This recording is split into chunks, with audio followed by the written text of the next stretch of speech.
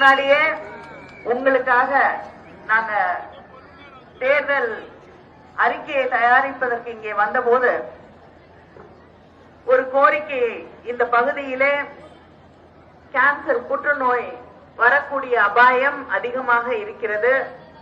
அதனால தனியா அதுக்காக சிகிச்சை அளிக்கிறதுக்கு ஒரு ஹாஸ்பிட்டல் வேணும்னு ஒரு கோரிக்கை வைத்து அதை தேர்தல் அறிக்கையிலே கொண்டு வர வைத்திருக்கக்கூடிய அளவுக்கு உங்களுக்காக பேசக்கூடிய ஒரு வேட்பாளர் தான் பிரகாஷ் அவர்கள். திராவிட முன்னேற்ற கழக தேர்தல் அறிக்கையில வந்துச்சுன்னா அது நிறைவேற்றுச்சுன்னு அர்த்தம் இல்லையா? ஏன்னா எந்த வாக்குறுதியை கொடுத்தாலும் நிறைவேற்றக்கூடிய தலைவர் நம்முடைய முதலமைச்சர் அண்ணன் தளபதி அவர்கள்.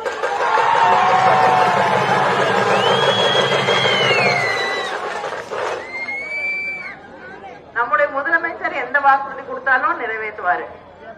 ஆனா பிரதமர் எந்த வாக்குறுதி கொடுத்தாலும்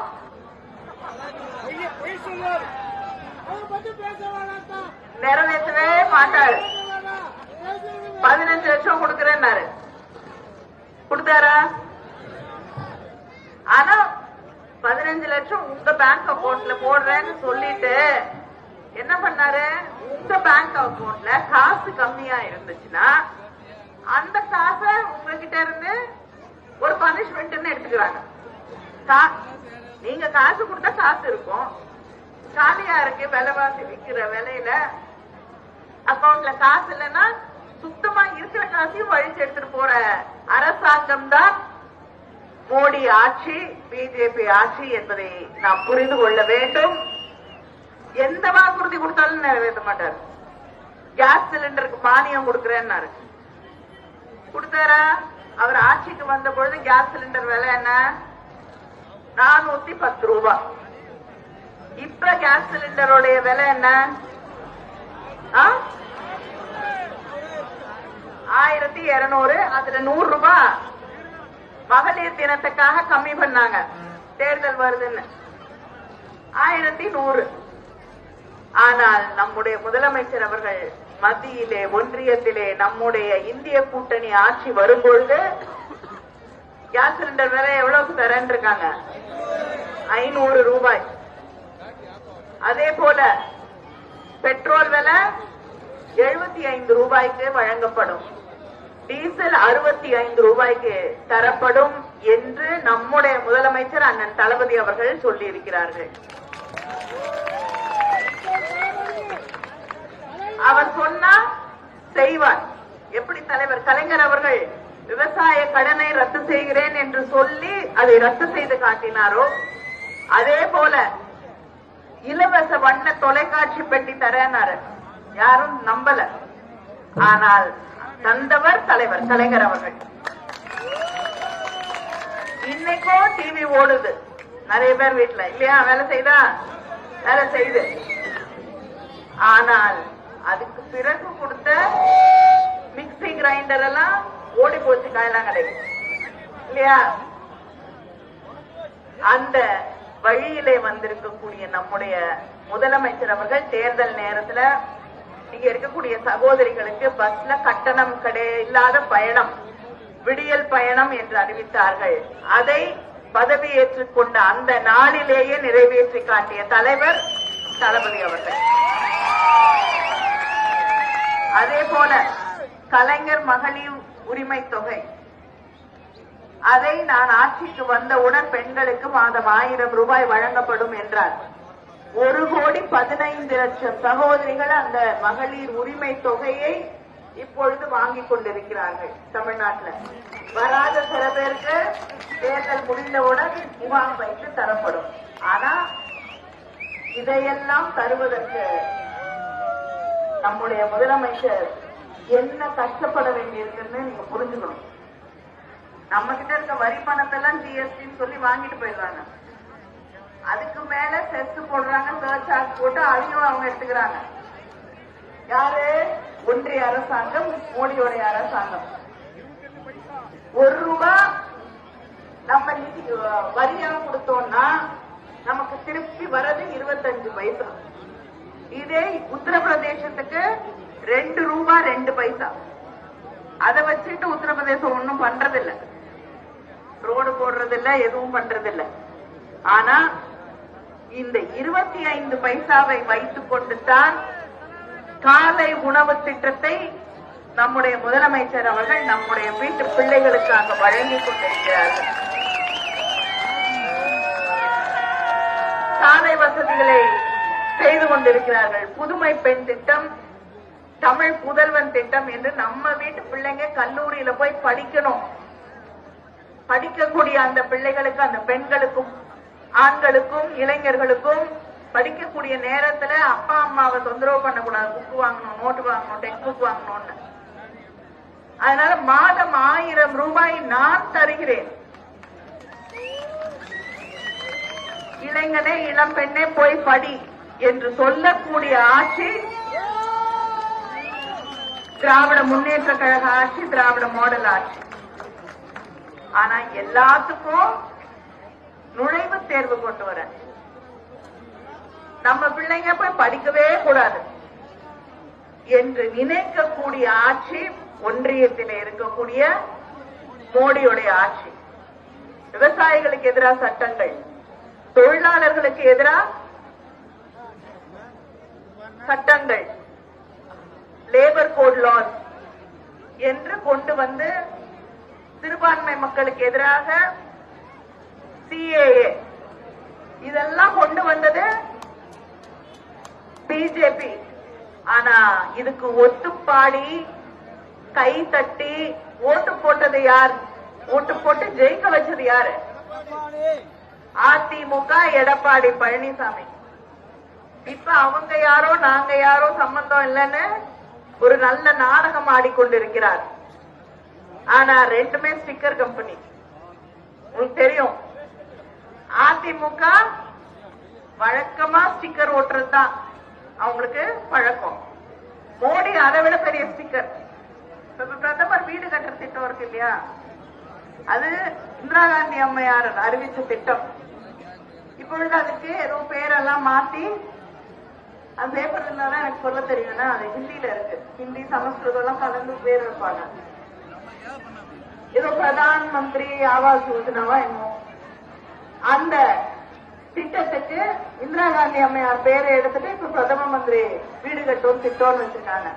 அந்த திட்டத்துக்கு இவங்க ஒன்றிய அரசாங்கம் கொடுக்கறது 72,000 ரூபாய்.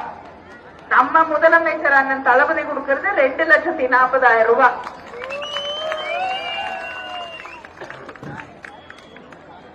இது யாருடைய திட்டம்? யார் பேர் நியாயமா வைக்கணும்? அதுக்கு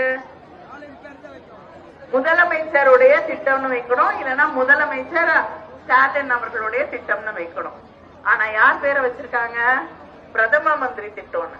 இப்படி பெரிய பெரிய ஸ்டிக்கரா ஓட்டக்கூடிய அவர்கள் இந்த ஸ்டிக்கரும் அந்த ஸ்டிக்கரும் தேர்தல் முடிஞ்சோன்னு ஒட்டிக்கும்.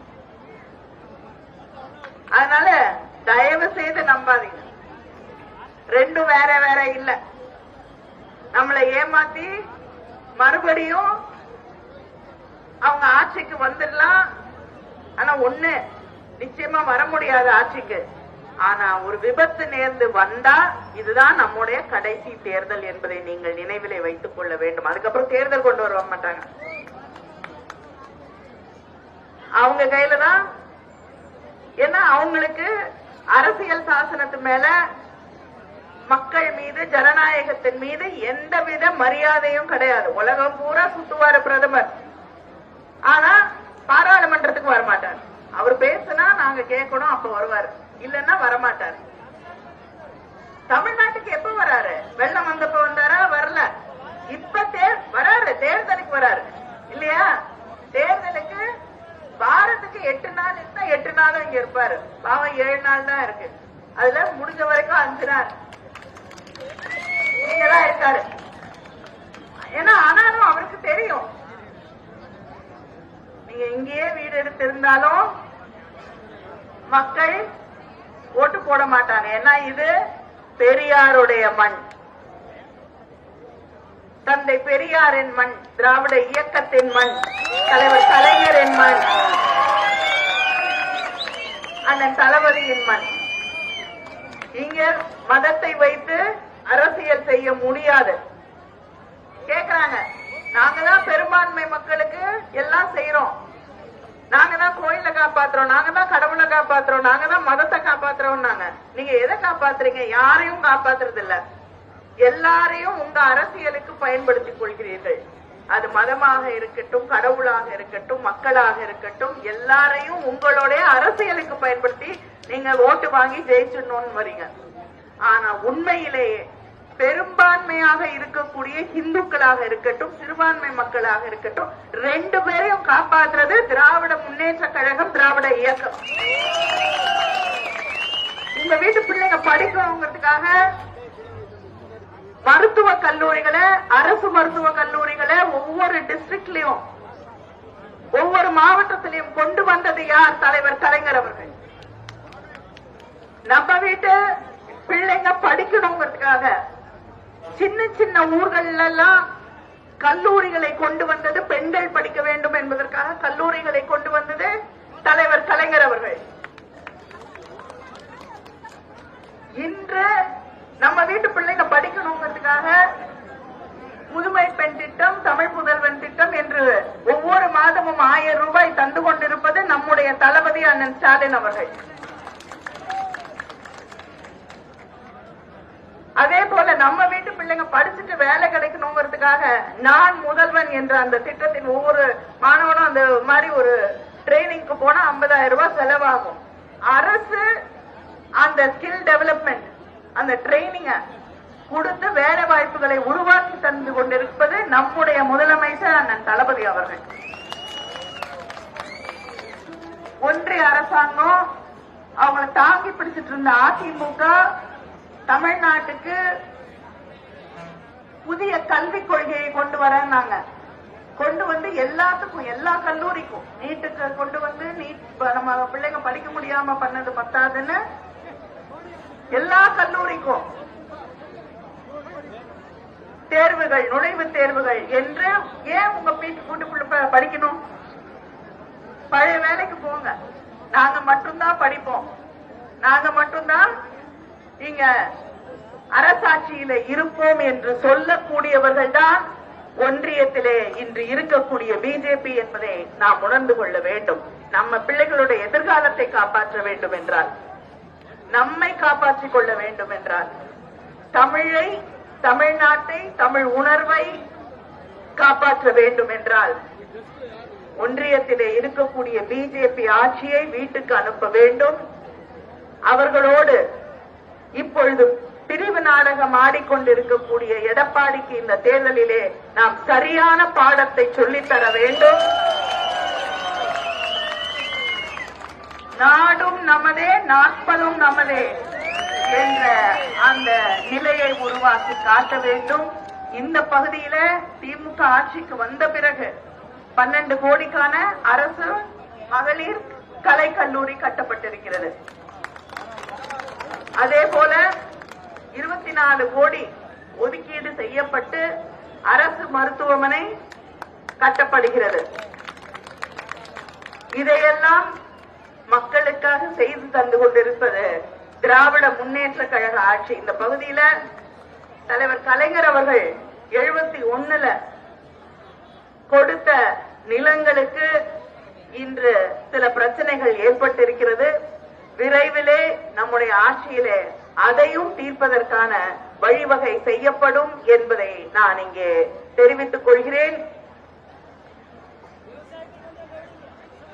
விவசாயத்துக்கு அவங்க அடிப்படை ஆதார விலை கொடுக்கவே மாட்டாங்க, கொடுக்க போராடிக்கிட்டு இருக்காங்க விவசாயிகள்.